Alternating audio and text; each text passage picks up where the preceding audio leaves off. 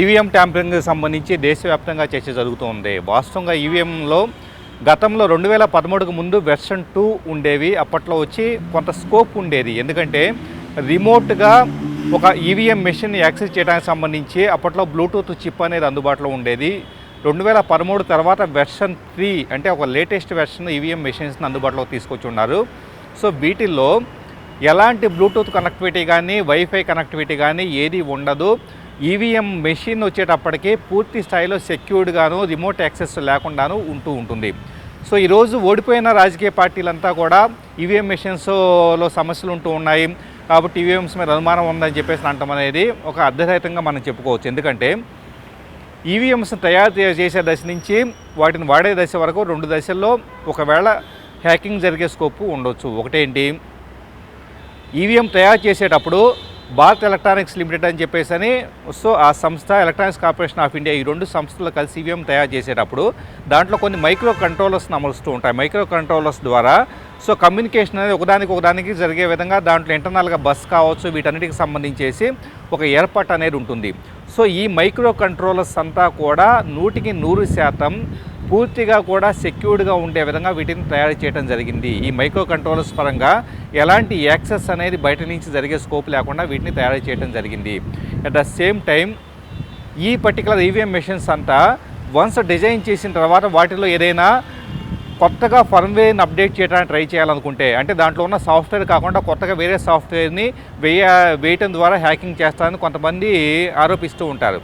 Actually one time programmable అంటారు, OTP అంటారు, one time programmable అని చెప్పేసి. ఒకసారి భారత్ ఎలక్ట్రానిక్స్ లిమిటెడ్ దగ్గర ఒక ఈవీఎం మెషిన్ తయారైతే దాంట్లో ఒకసారి ఫస్ట్ టైం సాఫ్ట్వేర్ ఎక్కిస్తే కనుక దాంట్లో మీరో నేనో లేదా ఇంకో హ్యాకరో లేదా ఒక రాజకీయ పార్టీనో వెళ్ళేసి ఈ సాఫ్ట్వేర్ని మార్చి కొత్త సాఫ్ట్వేర్ని వేయడానికి అవకాశం లేకుండా రెండోసారి వేయడానికి ప్రయత్నిస్తే ఆ ఈవీఎం పనిచేయని విధంగా దాన్ని చాలా సెక్యూర్డ్గా తయారు చేయడం జరిగింది. సో ఒకసారి ఈవీఎం మెషిన్ తయారైన తర్వాత ఎలక్షన్ జరగడానికి ముందు అన్ని రాజకీయ పార్టీల్ని అంటే బీజేపీ కావచ్చు, కాంగ్రెస్ కావచ్చు, టీడీపీ కావచ్చు, వైసీపీ కావచ్చు అన్ని రాజకీయ పార్టీల్ని కూర్చోబెట్టి సో ఈవీఎం మెషిన్ సరిగా పనిచేస్తుందా లేదా అన్నది వాళ్ళ ముందే డెమో చేసి మీరు ఎవరైనా ఒక బటన్ నొక్కినప్పుడు ఆ ఓటు కరెక్ట్ వ్యక్తికి వెళ్తుందా లేదా అన్నదాన్ని మొత్తం వెరిఫై చేసి అప్పుడు మాత్రమే ఆ ఈవీఎం పనిచేస్తుంది కరెక్ట్గా అని చెప్పేసి అందరు అభ్యర్థులు చెప్పిన తర్వాత మాత్రమే దాన్ని వాడుకలోకి తీసుకొస్తూ ఉంటారు. ఏ ఈవీఎం మెషిన్స్ అయితే కనుక ఈ టెస్ట్లో వచ్చేటప్పుడు సరిగా పనిచేయవో వాటన్నిటిని కూడా తీసి పక్కన పెడుతూ ఉంటారు. అంటే మెషిన్ అనేది వన్ టైం ప్రోగ్రామబుల్, ఈ విషయం గుర్తుపెట్టుకోవాలి. కాబట్టి మెషిన్ తయారీ స్థాయిలో దాంట్లో కొత్తగా ప్రోగ్రామ్ అనేది యాడ్ చేసి దాన్ని మ్యానిపులేట్ చేయడం, మాడిఫై చేయడం అనేది సాధ్యపడదు. ఇకపోతే ఎలక్షన్ ఓటింగ్ జరిగేటప్పుడు ఏదైనా హ్యాక్ చేసే స్కోప్ ఉంటుందని కొంతమంది అనుకుంటూ ఉంటారు. సో హ్యాక్ చేయడానికి స్కోప్ ఉండాలంటే కనుక దాంట్లోకి మన ఫోన్లో బ్లూటూత్ ద్వారా కానీ లేదా ఇంకొక వేరే డివైస్ ద్వారా కానీ బ్లూటూత్ లాంటి వైర్లెస్ కనెక్టివిటీ కానీ లేదా వైఫై లాంటివి కానీ ఉంటే మాత్రమే వాటిలోకి ఎంటర్ అవ్వడానికి స్కోప్ ఉంటుంది తప్పించి అసలుకి ఈవీఎం మెషిన్ని మీరు ఓపెన్ చేసి చూస్తే దాంట్లో ఎలాంటి బ్లూటూత్ మాడ్యూల్ కానీ వైఫై మాడ్యూల్ కానీ ఉండదు. ఏ విధంగా కూడా దాంట్లోకి ఎంటర్ కావడానికి స్కోప్ అనేది ఉండదు. మరి అలాంటప్పుడు రిమోట్గా మేము ఒక 200 మీటర్ల నుంచి మేము హ్యాక్ చేస్తాము, అలా చేస్తాం, ఎలా చేస్తాం అని అనటానికి మీ కమ్యూనికేషన్ వైర్లెస్ కమ్యూనికేషన్ రిసీవ్ చేసుకోవడానికి అక్కడ మాడ్యూలే లేకపోతే ఎలా పాసిబుల్ అవుతుంది? ఉదాహరణకి ఈవీఎం మెషిన్స్ అనేది ఫీచర్డ్ ఇప్పుడు ఇండియాలో వాడుతున్నాయి ఫీచర్డ్ ఫోన్స్ టైప్ అనుకోవచ్చు. అంటే ఎలాగైతే ₹1000 1500 ఫోన్ ఉంటుందో ఆ ఫోన్లో వైఫై బ్లూటూత్ ఎలా ఉంటుందో అలాంటి తక్కువ సామర్థ్యం కలిగిన ఈవీఎం మెషిన్స్గా మనం కన్సిడర్ చేయవచ్చు. సో చాలామంది ఈ మధ్యకాలంలో ఎలాన్ మస్క్ వచ్చేటప్పటికి దీని గురించి ఒక ట్వీట్ చేస్తున్నాడు. ఈవీఎం మెషిన్స్లో ఆర్టిఫిషియల్ ఇంటెలిజెన్స్ ఆధారంగా హ్యాక్ చేయొచ్చు, దేశ భవిష్యత్తును మార్చేయచ్చు అని చెప్పేసి అన్నట్లు ట్వీట్ చేశాడు అని చెప్పేసి కూడా కొంతమంది గగ్గోలు పెడుతూ ఉన్నారు. యాక్చువల్లీ ఆర్టిఫిషియల్ ఇంటెలిజెన్స్ అంటే అర్థం ఫస్ట్ తెలుసుకోవాలి. ఆర్టిఫిషియల్ ఇంటెలిజెన్స్లో మీరు ఎప్పుడైతే ఇంటర్నెట్ కనెక్టివిటీ ఉన్నప్పుడు ప్లస్ ఈవీఎంస్ అంతా కూడా ఒకదానికొకటి నెట్వర్క్ కనెక్ట్ అయ్యి ఉన్నప్పుడు మాత్రమే దాంట్లోకి మనకి ఏఐ అనేది ఆర్టిఫిషియల్ ఇంటెలిజెన్స్ ప్రవేశపెట్టేసి సంథింగ్ మోడిఫికేషన్ చేయొచ్చు.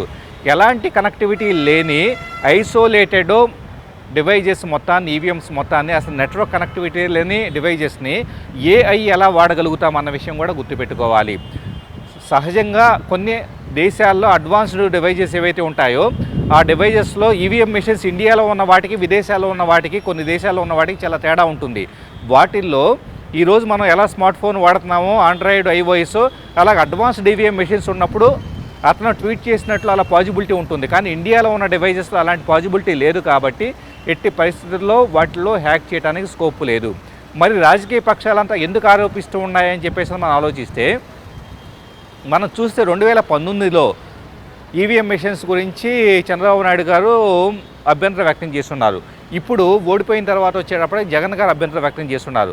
అప్పుడు ఈవీఎంస్ బ్రహ్మాండంగా పనిచేస్తున్నాయని చెప్పిన జగన్ వచ్చేటప్పటికి ఇప్పుడు వాటిలో లోపాలు ఉన్నాయని చెప్పటము. సో ఇలాగ ఎవరికి వాళ్ళు ఓడిపోయిన వాళ్ళు ఎందుకు ఓడిపోయారో కారణాలు వెతుక్కోకుండా సింపుల్గా ఈవీఎం మెషిన్స్ మీద నింద వేసేసి తమ యొక్క వైఫల్యాలను కప్పిపుచ్చుకోవాలని చేసే ప్రయత్నంగా మనం ఇది చెప్పుకోవచ్చు. ఒకవేళ రాజకీయ పక్షాలన్నీ కాంగ్రెస్ కానీ, బీజేపీ కానీ, టీడీపీ కానీ, వైసీపీ కానీ, టీఆర్ఎస్ కానీ, ఇలా ఏ రాజకీయ పక్షమైనా కూడా మీకు ఈవీఎం మెషిన్స్లో లోపాలు ఉన్నాయని భ్రమించినట్లయితే కనుక మీరు కోర్టులను ఆశ్రయించేసి, అలాగే ఎలక్షన్ కమిషన్ ఆశ్రయించి ఎలక్షన్ కమిషన్ ద్వారా పూర్తిగా బ్యాలెట్ వ్యవస్థ కావాలని చెప్పేసి డిమాండ్ చేసి అలా తెచ్చుకునే అవకాశం ఉంది. కాబట్టి రాబోయే 5 ఏళ్ల పాటు మీరు మాకు ఈ వ్యవస్థ వద్దంటే అన్ని రాజకీయ పక్షాలు అఖిలపక్షం అనేది ఏర్పాటు చేసుకొని అందరూ కూడా మాకు ప్రతిసారి మాకు ఇబ్బంది ఏర్పడుతుంది, మేము బ్యాలెట్ విధానానికి వెళ్తామని చెప్పేసి మాట్లాడుకోవచ్చు. కానీ ప్రజలను గందరగోళపరిస్తే, అంటే ఈవీఎంస్లో టెక్నికల్గా ఎలాంటి పాజిబిలిటీ లేకపోయినా, అంటే ఒకటే డివైజ్ ఆర్కిటెక్చర్ పరంగా ఎలాంటి లోపం లేకపోయినా, at the same time wireless access అనేది లేకపోయినా, దాన్ని మ్యానిపులేట్ చేయడానికి ఎలాంటి అవకాశం లేకపోయినా, ఈ టెక్నికాలిటీస్ ఏమి తెలియని జనాలను మభ్యపుచ్చుతూ ఈవీఎంలు ఫాల్ట్ ఉందని చెప్పేసి జనాలను భయభ్రాంతులకు గురి చేస్తే రేపు ఓటింగ్ శాతము భవిష్యత్తులో ప్రజాస్వామ్యంలో ఓటింగ్ శాతం తగ్గిపోతుంది. ఓటింగ్ శాతం తగ్గిపోతే ఏమవుతుంది, ఆటోమేటిక్గా ప్రజాస్వామ్య వ్యవస్థకే నష్టము. సో ఎవరైతే కనుక జస్ట్ మ్యానిపులేట్ చేయగలుగుతారో వాళ్ళ అధికారంలోకి వచ్చే స్కోప్ అనేది ఉంటుంది. కాబట్టి ఈవీఎం మెషిన్స్ మీద అభ్యంతరాలు ఉంటే ఎలక్షన్ కమిషన్ మొత్తాన్ని అన్ని పక్షాలు అప్రోచ్ అవ్వడం బెటర్. ఓడిపోయిన వాళ్ళు అప్రోచ్ అవ్వటము ప్రతిసారి ఇలా కాకుండా అన్ని పక్షాలు అప్రోచ్ చేసి మాకు వేరే విధానం తీసుకురామని చెప్పేసి చెప్పాలి.